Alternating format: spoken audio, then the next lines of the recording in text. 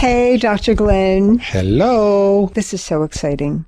I am so excited to help you talk to potential coaches about what they're going to be accomplishing and how we can help them. It's really, really exciting to me to help people realize their dreams. Well, I'm excited to be here talking about it also. I'm always happy to provide more valuable and free information that helps people to move closer to becoming a real coach or to bringing their coaching to the next level. And I was thinking about the kind of people who will be coming to us and the kinds of questions they might ask. And I was hoping that I could role play that and maybe you could help with the answers. Yeah, sure. How do I know I'm going to be a good coach? Well, that's a $50,000 question, isn't it? At least. Why don't you put yourself fully in that character of that person who's really wondering how they know if they could be a good coach, and talk to me a little bit more about what's behind the question. Why don't you give this character a name that's not you so we can actually role play this? Okay, so my name is Jill. Hi, Jill. Hi. When you say, Jill, that you're wondering how to know you're going to be a good coach, whenever you can ask a question, there's like half an answer in there. Mm-hmm. And I would imagine that there's a part of you that says, yes, I could definitely be a good coach. This is what I'm meant to do. And then there's another part that is terrified and thinks, no, this is wrong. Could you tell me a little bit more about both of those parts before we try to answer that? I'm thinking about being sort of you know what? I'm not exactly sure what to call myself. I've had a lot of success helping kids to get through some of their school problems, and not necessarily by working with them with, math or English or Spanish or literature or whatever, but by helping them to kind of almost like play therapy in a way, like humoring them out of it and helping them define what the issues are and talking it through and making a plan for getting through it. It's almost like a paradoxical academic coach. You help them get better grades without ever talking about study habits and right. That kind of thing. Interesting. So I help them bring in some positive amulets that make their life easier. Interesting. And you've had this experience a few times in your life? Yeah, I've been doing that with kids and young adults. As an example, I worked with this young woman who was really having trouble with learning because she couldn't sleep well at night. So she was always tired.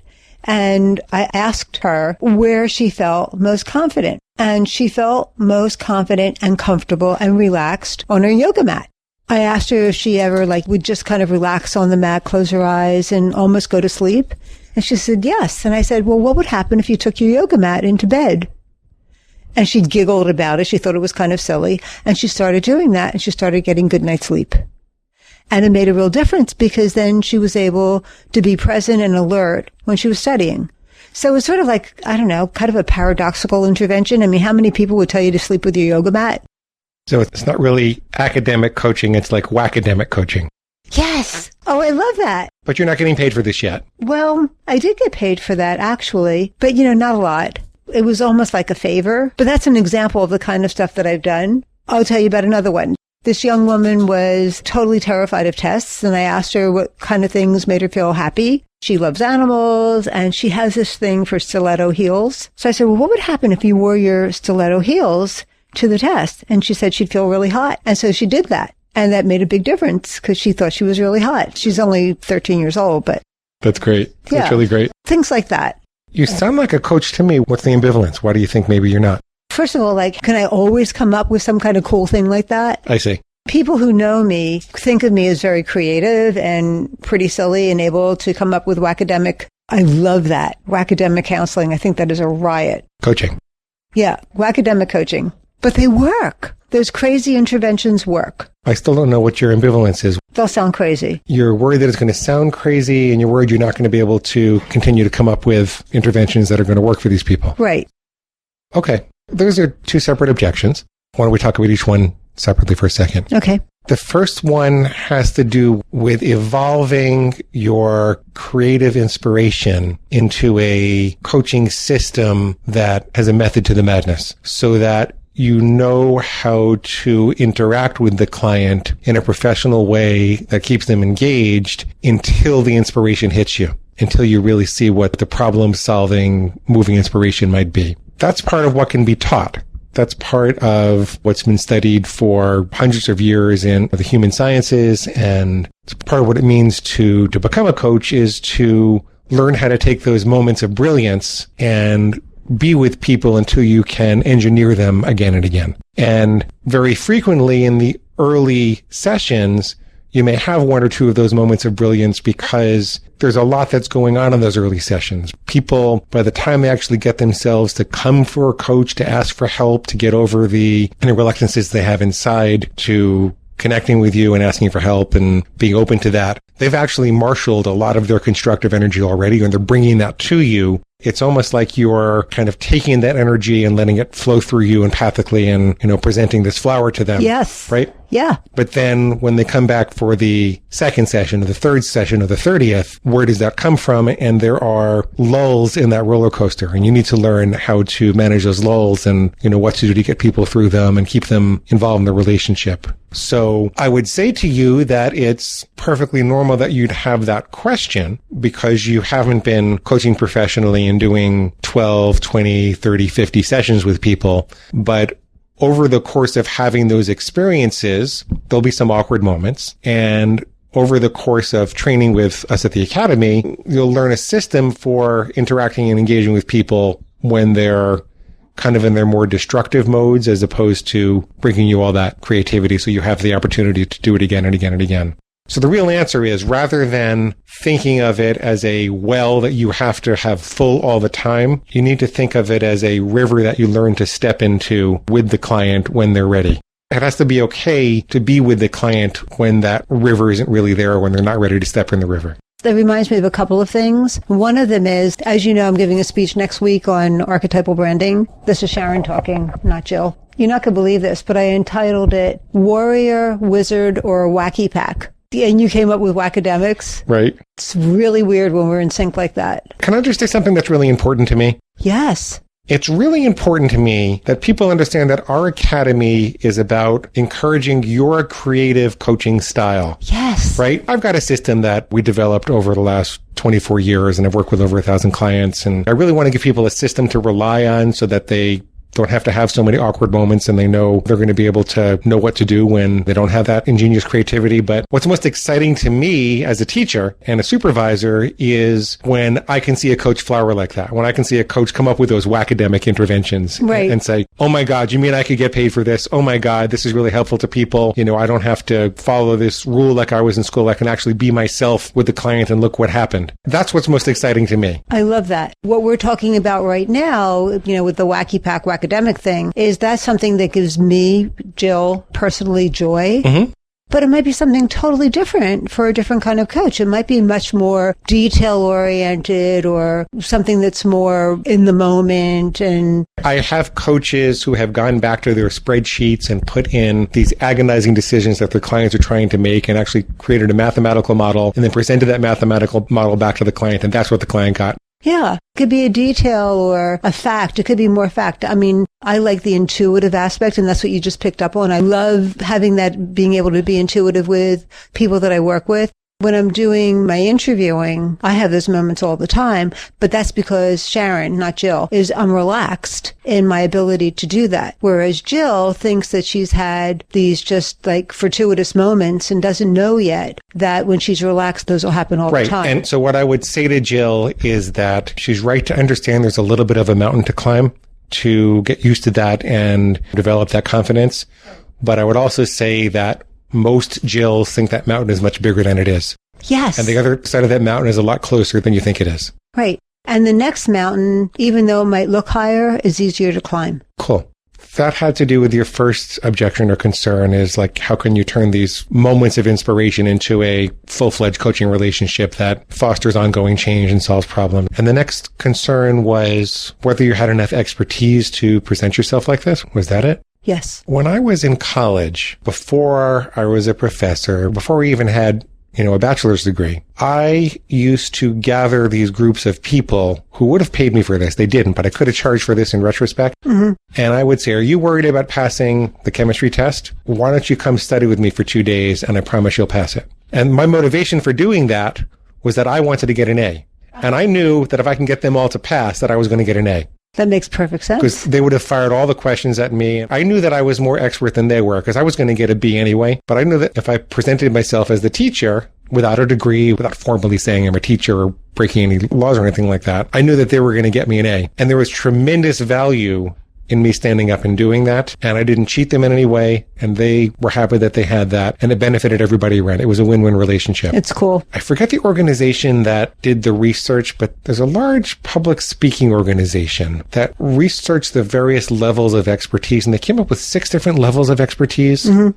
And what they found was that most people think that before you got up and spoke about something, you really had to have the utmost level of expertise, but you don't really have to do that. And this is one of the reasons you're presenting yourself as a coach and not a counselor, or a coach and not a therapist, a coach and not a psychiatrist, is because you don't want that legal responsibility of saying, I'm going to do surgery on you. I want you to give me the responsibility of a doctor. Right. No, leave that for the doctors. But you can be the guy who stands up in college and says, come on, let's go study chemistry. I'll teach you how to do it. Don't worry, you're going to pass. Then the next level of that is, well, I did this for everybody last semester, and now I'm going to do it for you this semester, but you got to pay me. Right. And there's nothing wrong with that. If you want to be the person that integrates the knowledge and experience and comes up with a palatable way to present it to people and wants to be paid for that value, God bless. That's what our society is about. I think that the concern about not having the right level of expertise, it's not misplaced, but it's exaggerated. It's more of a concern than it really needs to be.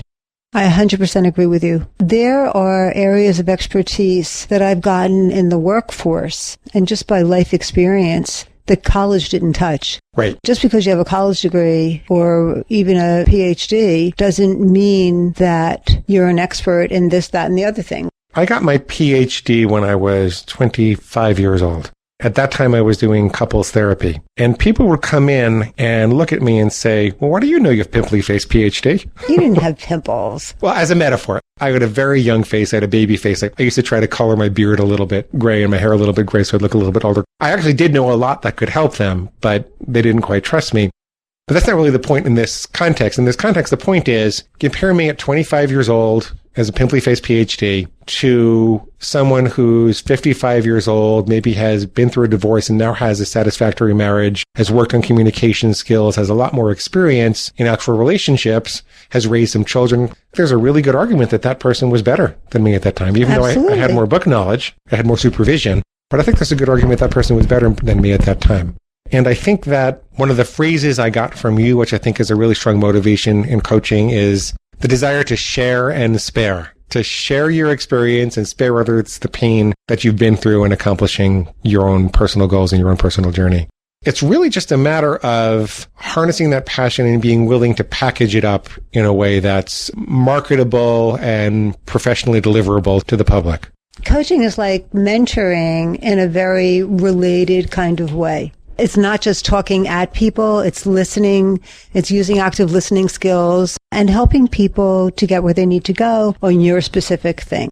There's so many different areas of coaching that we as a couple could use. Wouldn't it be great if we could get coached by someone who really knows about handyman type stuff? Yeah, managing the house, sure. Yeah, I mean, there are things like we have a piece of rotten wood now, like on the deck. Like a house maintenance coach. I was brought up by 2 psychologists and you were brought up by 2 caterers. And neither one of us knows all that much about what the heck to do with the house. Honestly, my dad would have known what to do, but he didn't teach me that. He taught my brothers that, but not me. Right. So I learned how to clean the house, but I didn't learn how to even notice what was wrong. Like if there was something crooked. Now, like I might see something, but it might take me a while to notice it. So like Helena pointed out that rotten piece of wood outside and I was like, what? So Jill. Yes. You seem really excited about all the different possibilities with coaching. I thought you were supposed to talk to me about all your ambivalence and whether it was really possible for you to be a coach. Did you? Oh, it's all about, am I good enough? Do I really know what I'm talking about? Can I charge for my experience? Okay, let's take those. Okay. Am I good enough? I look at coaching as the willingness to pour your heart and soul into creating an environment where another person can feel held and listened to and focused on with expertise about a specific problem towards a specific goal. There is a great deal of life energy that goes into that. And so to me, the question for the coach isn't, am I good enough? The question is the client good enough for me? Is the client worthy of being coached by me? Wow. because you're putting so much time and effort and caring. There's only so many people you can coach. You're going to go through a very intense experience with them when you do coach them. You're going to give selflessly in many ways. The only compensation you get is, financial, which is good. It's nice to be able to make a living doing what you want and working from anywhere and all that. But in comparison to what you give them, the compensation, it's really not enough. Right. Even if you're getting paid $400 a session, it's really... What went into that $400 was a lot. Right. Your heart and soul goes into that. The question to ask yourself is not, am I good enough to do this? But if I am willing to step up and dedicate my life to this person for an hour, are they worthy? I mean that very, very seriously. I know that everybody is, when they're approaching a coaching practice, they're nervous. They don't really believe they're going to be able to get clients. They don't really know how to market. They don't like marketing. Kind of seems like you sales car people to them. They think of marketing as trickery, and coaches generally don't like to do the marketing, and so they're really worried about getting clients, and they can have some trouble. But when you get really, really good at what you do, first of all, your clients become your best marketers. Right, they refer. You'll develop some sneezers. Sneezers? Oh, that's a Seth Godin term from a book called The Idea Virus, where he said what you want to do to introduce virality into a market is focus on the sneezers. I don't know if you remember when I was building my practice, I saw lots of people. A lot of them were from paid advertising, which I got very good at, but a lot of them were from a core group of maybe a half a dozen to a dozen referrers. Like there are clients you do really well with, but they want to keep it private. And there are clients you do mediocre with who you kind of wish would keep it private. And then there are clients who you do really well with that just tell everyone. And when you get those people, those are the people you call sneezers, and they... Right. That's very cool. Right. So the reason I'm saying that is from where you're sitting right now, Jill.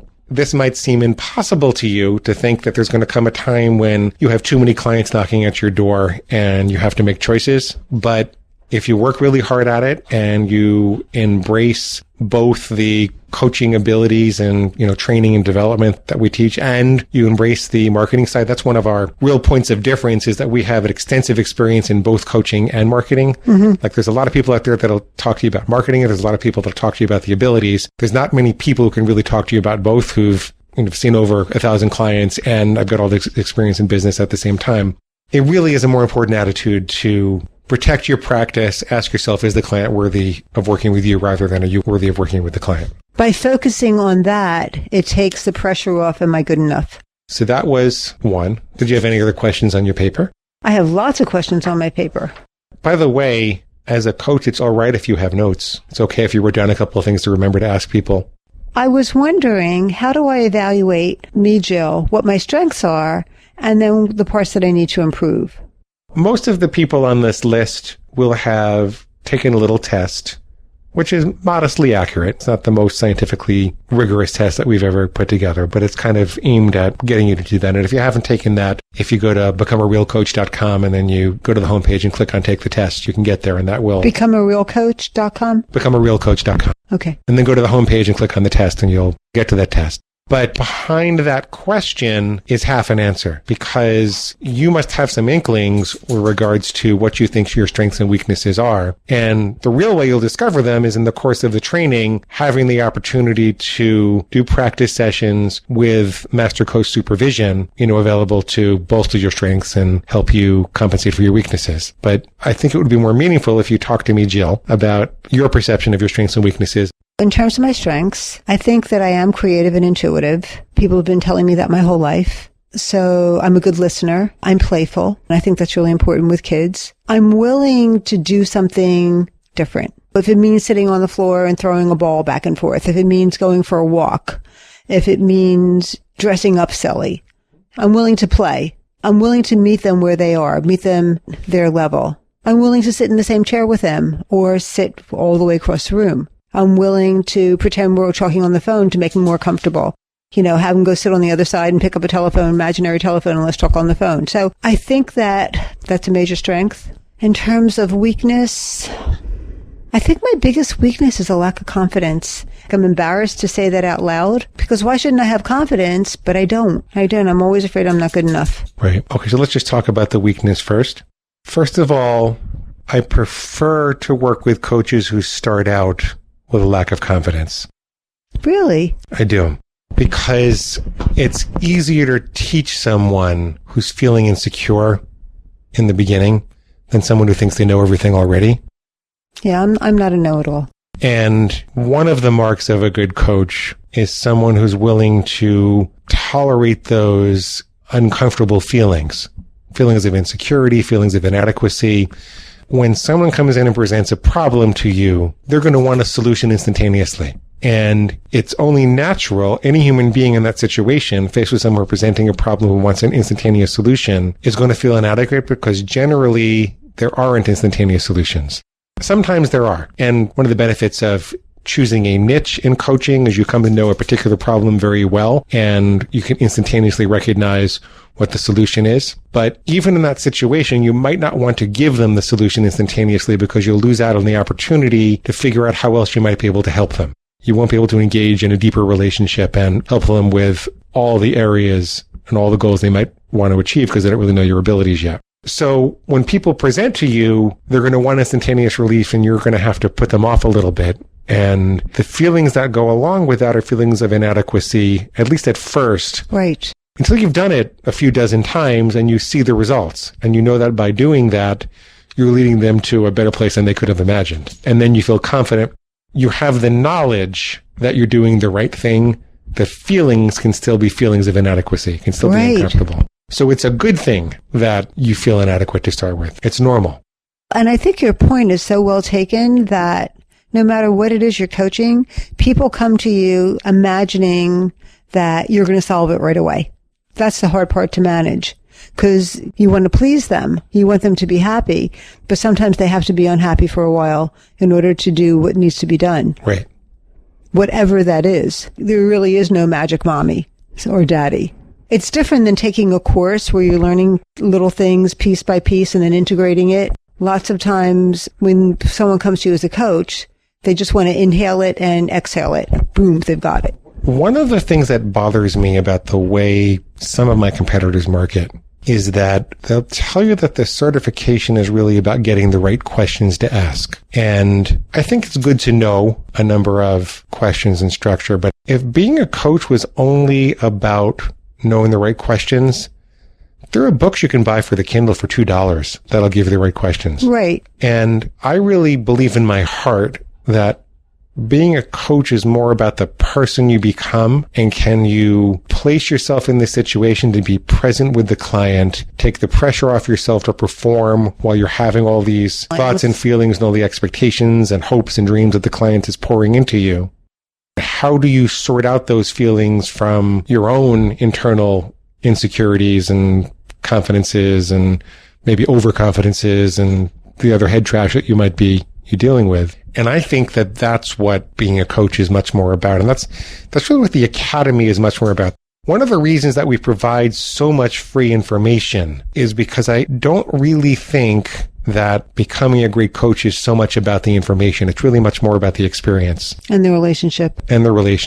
I think, Jill, like for you to really know that you can become a coach, you kind of have to get in and have the practice sessions and listen to and watch other people having practice sessions and see what they struggle with and what they go through and see what it's like to work with a client for a free session, see what it's like to work for a client for even a low paying session and how that's different. Mm-hmm. Get the feedback from the professionals and find out what you did well, like what they would have liked to have heard more of and maybe what they would have liked to heard less of. There's so many wonderful ways of getting feedback that are confidence building. And the other thing is that the insecurities you're talking about tend to fester in an isolated environment. Right. So you're sitting out there, Jill, and you're wondering, am I good enough to be a coach? Can I really do this? Do I have enough expertise? The negative voice inside of you has a chance to fester much more when you're isolated and alone.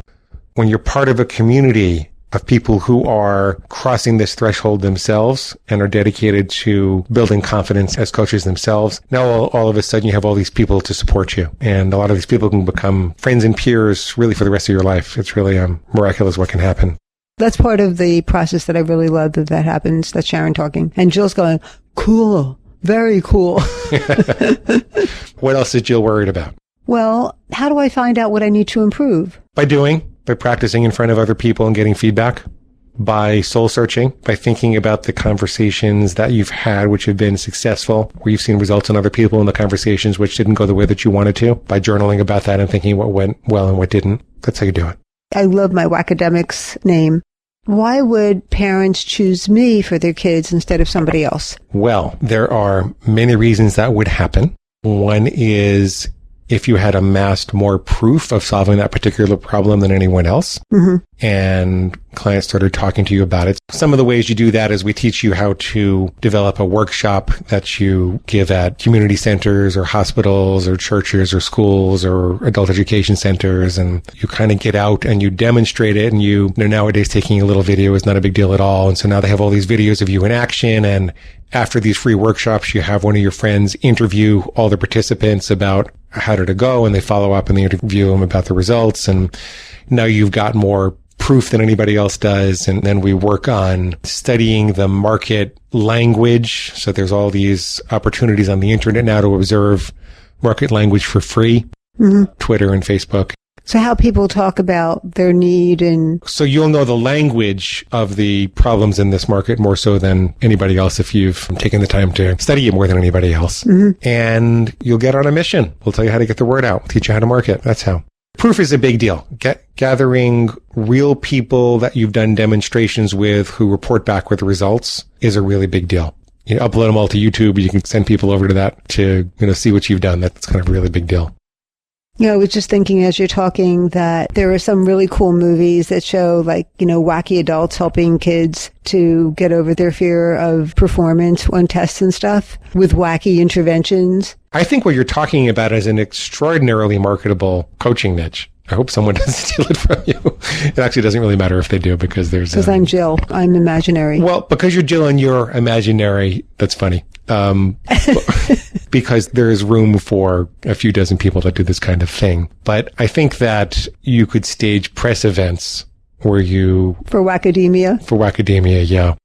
I love Wacademia. When it's a pervasive problem that parents are having trouble with their kid with grades, they feel crazy because of it. It seems like traditional interventions are not working. I think you've actually got a natural carved out niche there for yourself.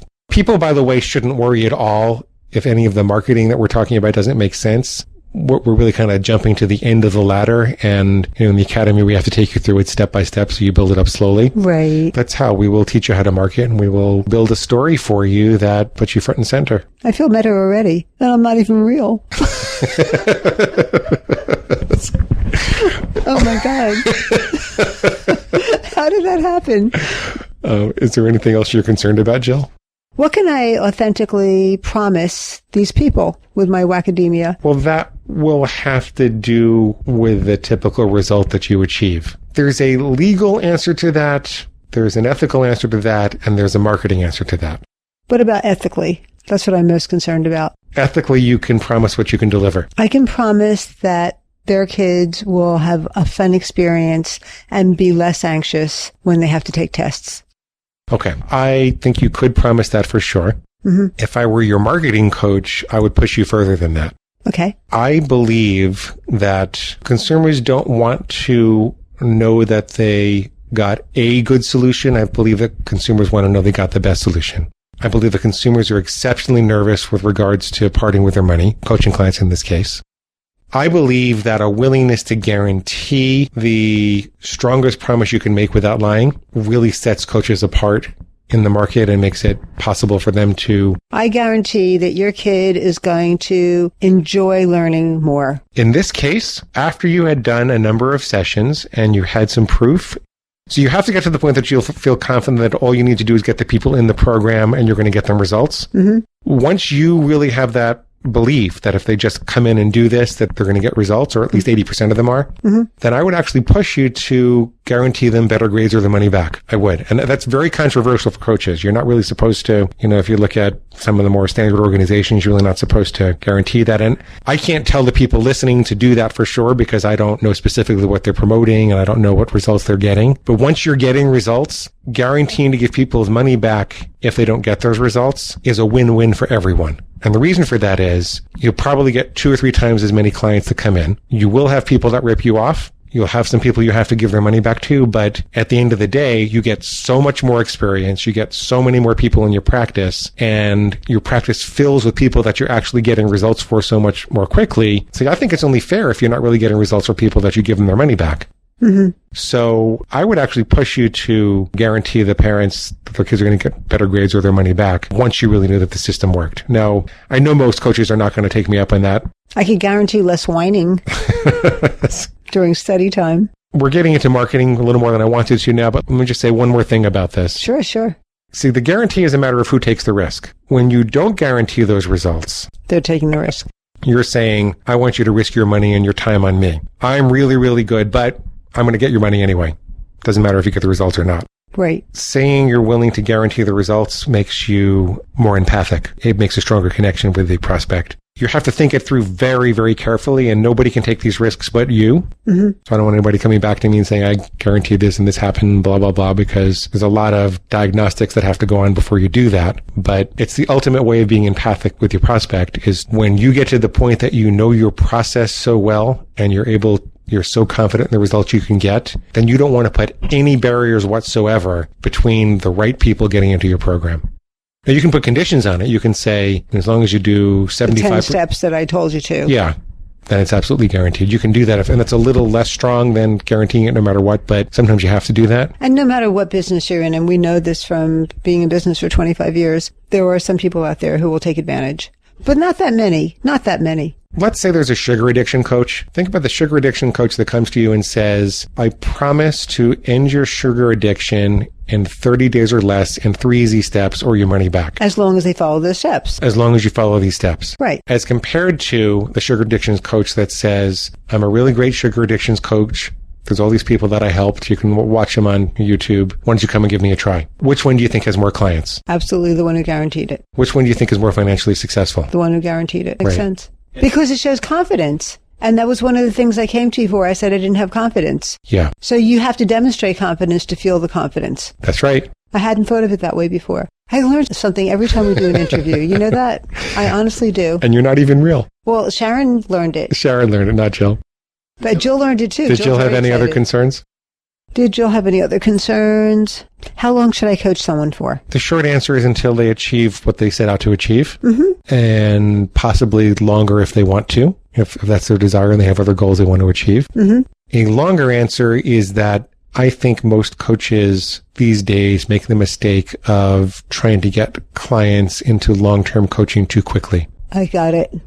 I think people should be a lot more careful. In the early days, they're very eager to have clients and they're very eager to have the economics in their business. And so they will sign them up for a monthly program after one session, or maybe they'll sign them up at a workshop for a monthly program. And it might be better for your economics, but it doesn't give you the opportunity to really assess the client and assess the fit. So what would you do? You start them out with a consultation and maybe a couple of sessions and then decide what to do after that? I usually go consultation by consultation for a while, especially if it's a non-urgent coaching problem. I like to go consultation by consultation for a month or two until I'm really sure that I have a good relationship with the client, that I know that I can help them. Right. I think it's a really big responsibility of a coach to assess whether they can help this particular client before they start taking them into a regular relationship. Right. Once you have a client in a regular relationship, there's a whole set of feelings and expectations that grows, and intimacy that's harder to disconnect from than it is if you're having irregular consultations up front.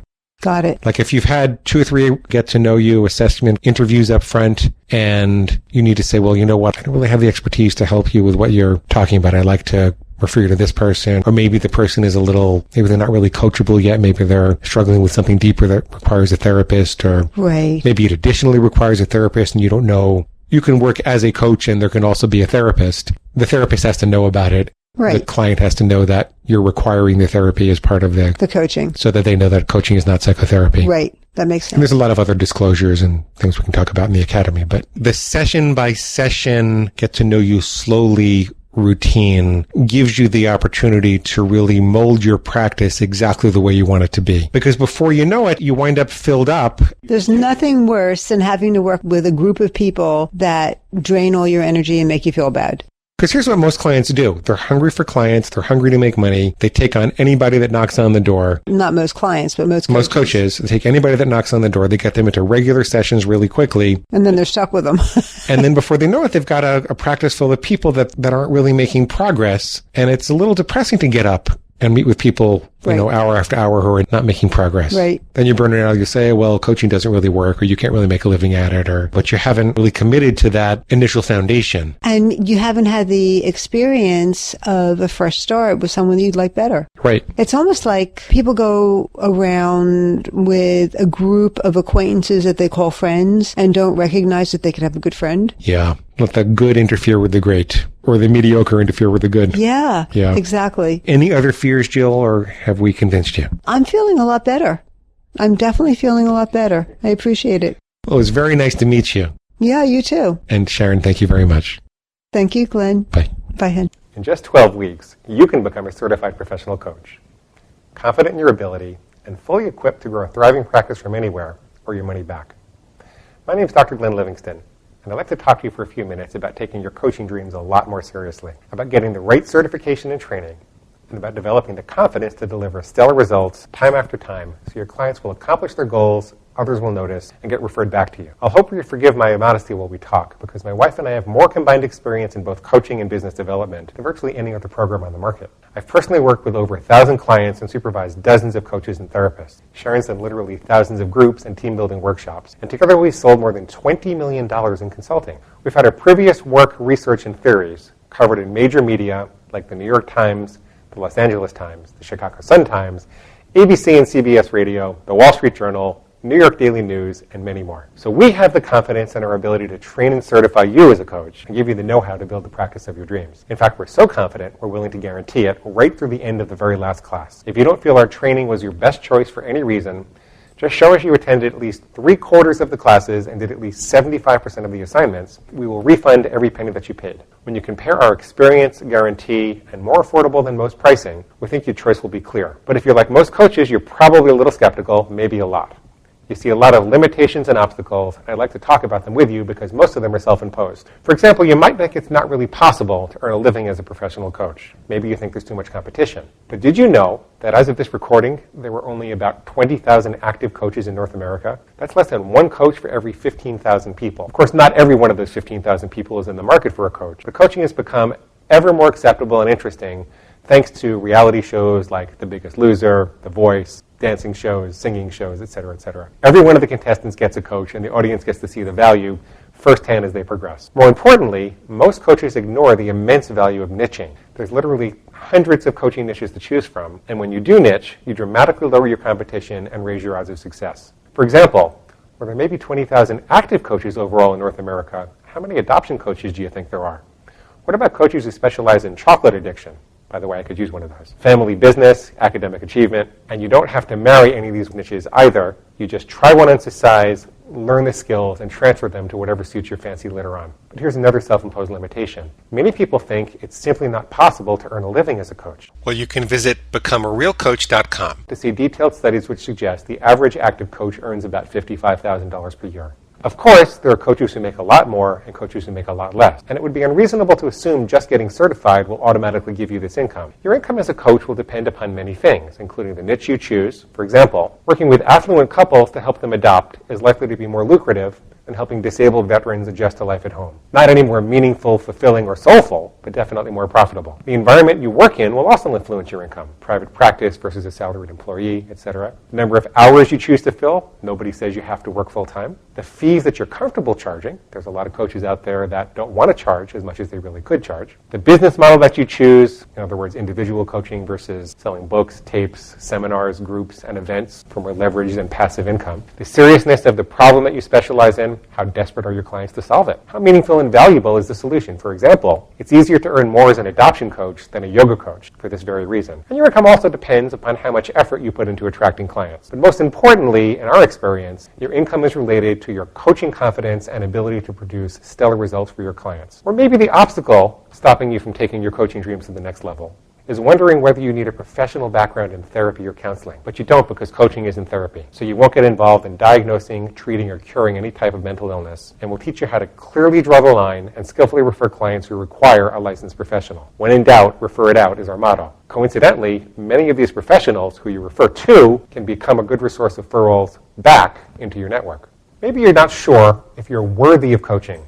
Maybe you think you don't have enough experience, or you're just not credible enough to coach people professionally, or that you don't have the expertise. When people tell me this, I tell them that they're asking the wrong question. You see, if you're willing to put your heart and soul into helping someone, if you're willing to give them your undivided attention on a regular or semi-regular basis until they reach their goal, if you're willing to make them a priority in your life in exchange for a reasonable payment, then the real question is, you should be asking, are these clients worthy of me? Because you see, you've only got a limited amount of time, energy, and love to give these people, so you've got to protect your practice. The real question is, are they worthy of you? Maybe you don't think you have the time to become a certified professional coach, but if you can make 4 or 5 hours a week, which is under an hour a day, for just a few months, you can definitely become a certified professional coach in our program. And there are many, many ways to start a coaching practice on a part-time schedule. We know most coaches have very busy lives even before they begin. And because we actually like coaches who are out there living real lives, we work hard to accommodate them. Coaching is more about experience and the desire to share and spare than it is about book knowledge. Maybe you think you can't afford it. But our program is much more affordable than most other live interactive certification programs, and we've got financing options to suit any budget. Besides, coaching is one of the least expensive businesses to start because you can work with people all over the world via telephone, Skype, and the internet. So there's really no need for office space, rent, or other overhead. And we'll show you how to make a safe transition plan so you can carefully plan your move from another job with a great deal of confidence when the time is right. Because you are the product, this is another reason why coaching is easier to get into and less expensive, because you are the product, many of the traditional costs associated with starting a business like inventory or research and development, production cost, they just simply disappear. So, at the risk of appearing self-serving, a better question than, can you really afford to do this is, can you really afford not to do it? Finally, perhaps you think you're going to be a great coach, but you're too allergic to marketing to do anything about it. And if you feel this way, it's likely because you've been taught the wrong things about marketing. You're probably thinking of used car salesmen, cold calling, constant rejection, and constant lies. And nobody's taken the time to find out what marketing methods really suit your personality. Remember, Sharon and I have more combined experience in both coaching and business development than virtually any other certification program on the market. That means we've got the flexibility to help virtually any coach who wants it bad enough. You can check out our website at becomearealcoach.com for more details about our personal biographies. But for now, just trust me when I say if you don't like public speaking, there's no problem. If you hate making cold calls, there's no problem. If you can't even stand the idea of making a website, there's no problem because we'll show you how to market in a way that's comfortable for you. Now, by this point, you may actually be wondering what happens in the certification program itself. Again, you can visit becomearealcoach.com to read the details, but in a nutshell, our program is largely about the experience of being a coach and not the academic. Each week, you'll meet live with your instructor and your peers and have the experience of practicing that week's coaching or business development lesson with everybody in the group. You'll get detailed feedback from your master coach instructor, and you'll get additional feedback from your peers. And here's an important benefit most people don't think of. You'll get a chance to observe and learn from the other coaches in training. Then, after each event, you'll download a brief set of materials which prepare you for the following week and include an action challenge. So in short, first you practice with your peers, then you watch, read, or listen to us describe what you just experienced, and finally you do it on your own outside of class so you can integrate the learning. Practice, study, then do. It's really that simple in less than an hour a day. There's quite a bit more to know. So you'll want to visit becomearealcoach.com as soon as you can. But the most important thing to remember is that in just 12 weeks, you really can become a certified professional coach, confident in your ability, and fully equipped to grow a thriving practice from anywhere or your money back. Head on over to becomearealcoach.com now. Classes fill quickly, so please book your slot today if you're at all interested. Thanks.